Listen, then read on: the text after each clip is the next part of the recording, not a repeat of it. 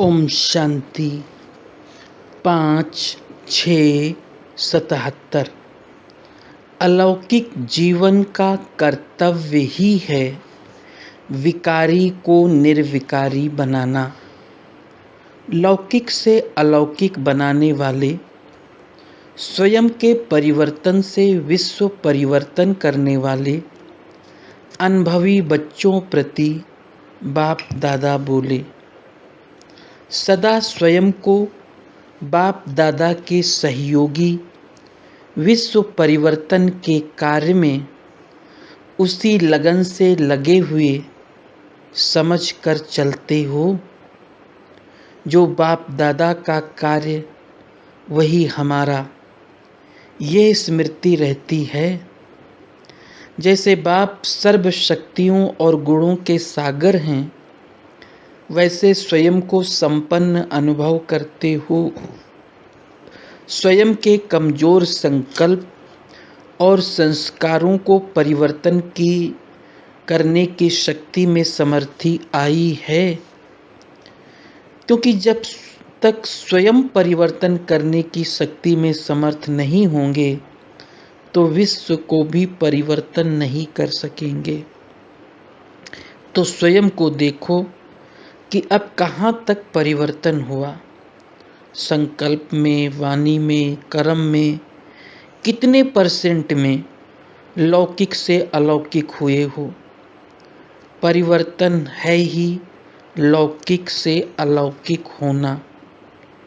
तो ये शक्ति अनुभव होती है। किसी भी लौकिक वस्तु व व्यक्ति को देखते हुए अलौकिक स्वरूप में परिवर्तन करना आता है। दृष्टि को, वृत्ति को, वाइब्रेशंस को, वायुमंडल को लौकिक से अलौकिक बनाने का अभ्यास है। जब ब्राह्मणों का जन्म ही अलौकिक है, तो ऐसा अलौकिक जन्म, अलौकिक बाप, अलौकिक परिवार, वैसे ही कर्म भी अलौकिक हैं। ब्राह्मण जीवन का विशेष कर्म ही है लौकिक को अलौकिक बनाना। अपने जन्म के कर्म का अटेंशन रहता है। सिर्फ ये लौकिक को अलौकिक बनाने का पुरुषार्थ ही सर्व समस्याओं से, सर्व कमजोरियों से मुक्त कर सकता है। अमृत वेले से रात तक जो भी देखते हो, सुनते हो, सोचते हो व कर्म करते हो, उसको लौकिक से अलौकिक में परिवर्तन करो। ये प्रैक्टिस है बहुत सहज, लेकिन अटेंशन रखने की आवश्यकता है।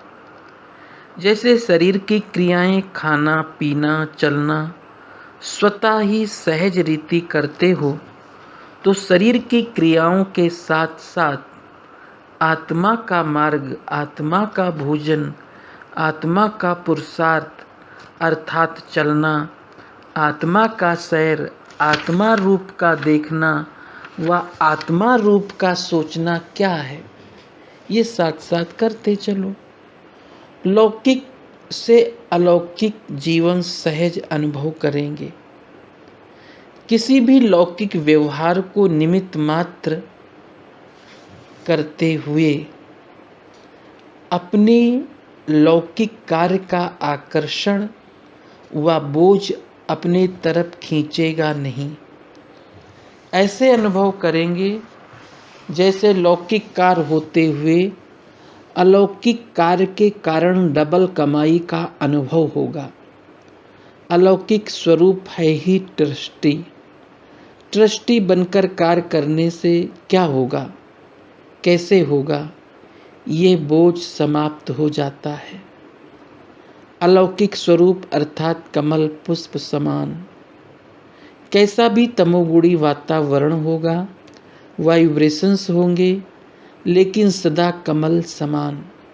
लौकिक कीचड़ में रहते भी न्यारे अर्थात आकर्षण से परे अर्थात और सदा बाप के प्यारे अनुभव करेंगे।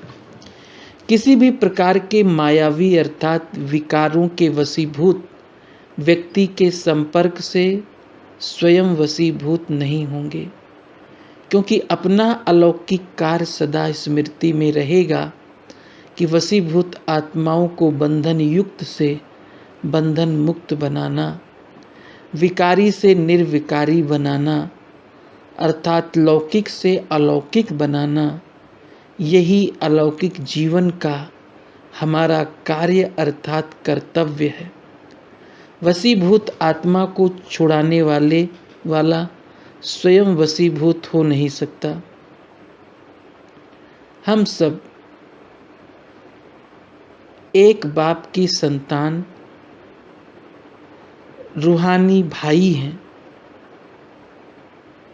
ये अलौकिक दृष्टि की स्मृति रहने से देहधारी दृष्टि अर्थात लौकिक दृष्टि, जिसके आधार से विकारों की उत्पत्ति होती है, वो बीज समाप्त हो जाता है। जब बीज समाप्त हो गया तो फिर अनेक प्रकार के विस्तार रूपी विकारों का वृक्ष स्वतः ही समाप्त हो जाता है।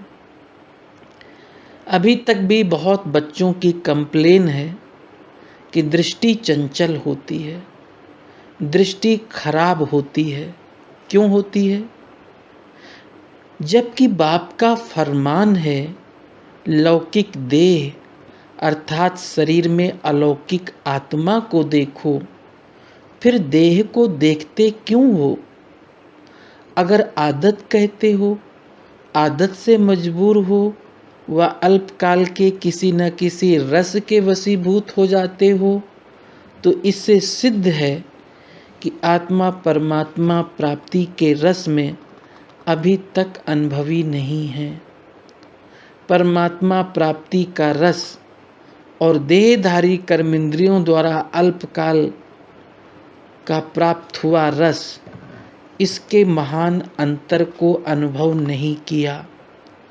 जब अल्पकाल का कान का रस, मुख का रस, नैनों का रस व किसी भी कर्मेंद्रियों का रस आकर्षित करता है, तो उस समय इस महान अंतर के यंत्र को यूज करो। पहले भी सुनाया था, जबकि अब जान गए हो कि ये देह की आकर्षण, देह की दृष्टि, देह द्वारा प्राप्त हुआ रस सांप समान सदा काल के लिए खत्म करने वाला है। ये सांप का विष है, न कि आकर्षण करने वाला रस। फिर भी अमृत रस को छोड़ विष की तरफ आकर्षित होना, इसको क्या कहा जाएगा? ऐसे को नॉलेजफुल मास्टर सर्वशक्तिवान कहेंगे। वशीभूत आत्मा सदा कमजोर और स्वयं से असंतुष्ट होगी। इसी कारण लौकिक को अलौकिक में परिवर्तन करो। पहला पाठ, आत्मिक स्मृति का पक्का करो। आत्मा इस शरीर द्वारा किसको देखेगी? आत्मा आत्मा को देखेगी न कि शरीर को। आत्मा कर्मेंद्रियों द्वारा कर्म कर रही है, तो अन्य आत्माओं का भी कर्म देखते हुए ये स्मृति रहेगी कि ये भी आत्मा कर्म कर रही है। ऐसे अलौकिक दृष्टि, जिसको देखो आत्मा रूप में देखो, इस अभ्यास की कमी होने के कारण का पाठ पक्का नहीं किया, लेकिन औरों को पाठ पढ़ाने लग गए। इस कारण स्वयं प्रति अटेंशन कम रहता, दूसरों के प्रति अटेंशन ज़्यादा जाता।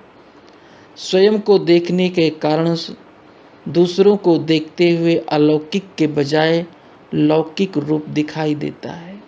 अपनी कमजोरियों को कम देखते हुए दूसरों की कमजोरियों को ज़्यादा देखते हैं। अलौकिक वृत्ति द्वारा हर एक से शुभ भावना, कल्याण की भावना से संपर्क में आना, इसको कहा जाता है अलौकिक जीवन की अलौकिक वृत्ति। लेकिन अलौकिक वृत्ति के बजाय लौकिक वृत्ति, अवगुण धारण करने की वृत्ति, ईर्ष्या और घृणा की वृत्ति धारण करने से अलौकिक जीवन में अलौकिक परिवार द्वारा अलौकिक सहयोग की खुशी, अलौकिक स्नेह की प्राप्ति की शक्ति प्राप्त नहीं कर पाते। इस कारण लौकिक वृत्ति को भी अलौकिक वृत्ति में परिवर्तन करो। तो पुरुषार्थ में कमजोर रहने का कारण लौकिक को अलौकिक में परिवर्तन करना नहीं आता।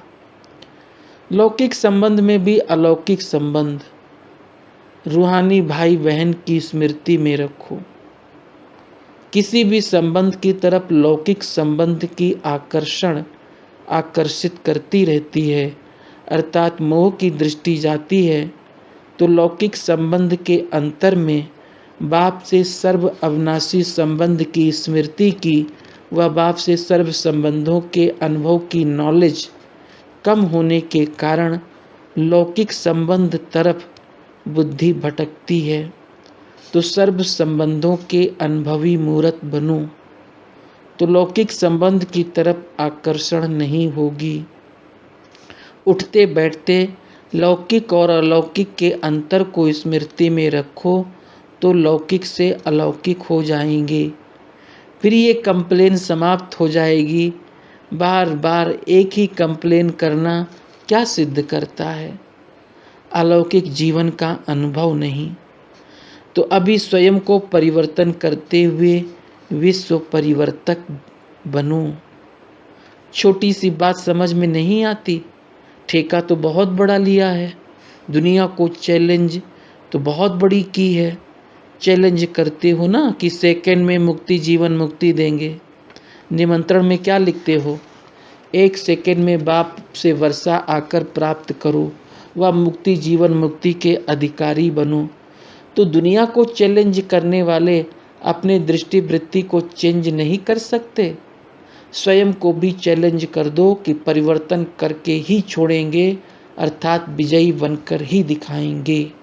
अच्छा, हर संकल्प, समय, संबंध और संपर्क लौकिक से अलौकिक बनाने वाले अलौकिक ब्राह्मण जीवन के अनुभवी मूर्त विश्व परिवर्तन के साथ साथ स्वयं परिवर्तन द्वारा विश्व को सही रास्ता दिखाने वाले सदा बाप के सर्व संबंधों के अनुभवी मूर्त, सर्व प्राप्तियों के रस में मगन रहने वाले, एक बाप दूसरा ना कोई, ऐसे अनुभव में रहने वाले अनुभवी मूर्तों को बाप दादा का याद, प्यार और नमस्ते। ट्रस्टी का पार्टियों के साथ ट्रस्टी का विशेष लक्षण क्या दिखाई देगा? जो ट्रस्टी होगा उसका विशेष लक्षण सदैव स्वयं को हर बात में हल्का अनुभव करेगा, डबल अनुभव करेगा। शरीर के भान का भी बोझ ना हो, इसको कहा जाता है ट्रस्टी। अगर देह के भान का बोझ है तो एक बोझ के साथ अनेक प्रकार के बोझ से परे रहने का ये साधन है। तो चेक करो बॉडी कॉन्शियस में कितना समय रहते। जब बाप के बने तो तन मन धन सहित बाप के बने ना, सब बाप को दे दिया ना। जब दे दिया तो अपना कहाँ से रहा? जब अपना नहीं तो मान किस चीज का? अगर मान आता तो सिद्ध है देकर फिर लेते हैं। अभी अभी दिया, अभी अभी लिया, ये खेल करते हो। ट्रस्टी अर्थात मेरापन नहीं। जब मेरापन समाप्त हो जाता है तो लगाव भी समाप्त हो जाता है। ट्रस्टी बंधन वाला नहीं होता, स्वतंत्र आत्मा होता। किसी भी आकर्षण में परतंत्र होना भी ट्रस्टीपन नहीं। ट्रस्टी माना ही स्वतंत्र। नष्टो मोहा बनने की सहज युक्ति कौन सी है? सदैव अपने घर की स्मृति में रहो। आत्मा के नाते आपका घर परम धाम है और ब्राह्मण जीवन के नाते साकार सृष्टि वृक्ष में ये मधुवन आपका घर है। क्योंकि ब्रह्मा बाप का घर मधुवन है। ये दोनों ही घर स्मृति में रहे तो नष्टो मोहा हो जाएंगे। क्योंकि जब अपना परिवार, अपना घर कोई बना लेते तो उसमें मोह जाता। अगर उसको दफ्तर समझो तो मोह नहीं जाएगा। सदैव बुद्धि में रहे सेवा स्थान पर सेवा के निमित्त रूप में आत्माएं हैं, न कि मेरा कोई लौकिक परिवार है। सब अलौकिक सेवाधारी हैं। कोई सेवा करने के निमित्त हैं, कोई सेवा करनी है। लौकिक संबंध भी सेवा के अर्थ मिला है। ये मेरा लड़का है या लड़की है नहीं, सेवा के निमित्त ये संबंध मिला है। मैं पति हूँ, पिता हूँ, चाचा हूँ, ये संबंध समाप्त हो जाए तो ट्रस्टी हो जाएंगे। स्मृति विस्मृति का रूप तब लेती जब मेरापन है। अगर मेरापन खत्म हो जाए तो नष्टो मोहा हो जाएंगे। नष्टो मोहा अर्थात स्मृति स्वरूप। माताओं का सबसे बड़ा पेपर ही मोह का है। अगर माताएं नष्टो मोहा हो गई तो नंबर आगे हो जाएंगी। पांडवों का नंबर 1 बनने के लिए कौन सा पुरुषार्थ करना है? पांडव अगर एकरस स्थिति में एकाग्र बुद्धि हो गए तो नंबर 1 हो जाएंगे। पांडवों की बुद्धि यहाँ वहाँ भागने में तेज होती है, तो पांडवों की बुद्धि एकाग्र हुई तो नंबर 1। वैसे भी पांडवों को घर में एक स्थान पर बैठने की आदत नहीं होती। स्थित होकर नहीं बैठेंगे, चलेंगे, उठेंगे, ये आदत होती है। बुद्धि को भी भगाने की आदत पड़ जाती है, उसका असर बुद्धि पर भी आ जाता है। ऐसे तो नहीं समझते चक्रवर्ती बनना है तो यही चक्कर लगावें। ये व्यर्थ चक्कर नहीं लगाओ। स्वदर्शन चक्रधारी बनो, पर दर्शन चक्रधारी नहीं। सभी अपने नई जीवन अर्थात ब्राह्मण जीवन के ऊंचे ते ऊंचे नशे में रहते हो। सबसे ऊंच ब्राह्मण जीवन नया जन्म है, ऊंचे ते ऊंचा ब्राह्मण जन्म, जिसको अलौकिक जन्म कहा जाता है।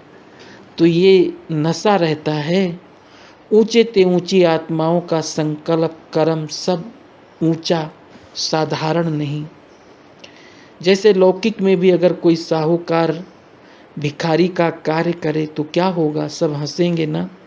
तो ऊंचे कार्य की बजाय साधारण करें तो सब क्या कहेंगे?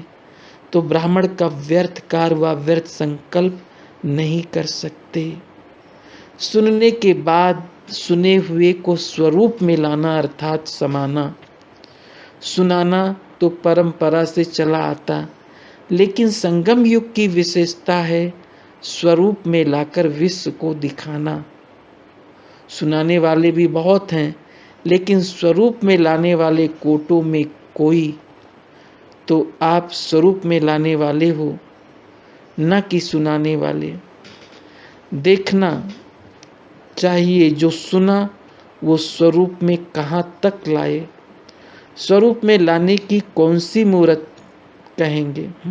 स्वरूप में लाने वाले को कौन सी मूर्त कहेंगे? साक्षात और साक्षात्कार मूर्त। तो साक्षात्कार मूर्त होना, स्वयं को भी साक्षात्कार कराने वाले और स्वयं द्वारा बाप का भी साक्षात्कार कराने वाले, स्वयं का साक्षात्कार अर्थात आत्मिक स्वरूप का साक्षात्कार कराने वाले, ऐसे साक्षात्कार मूर्त हो। स्वरूप मूर्त कहा जाता, सभी ऐसे होना अच्छा। ओम शांति।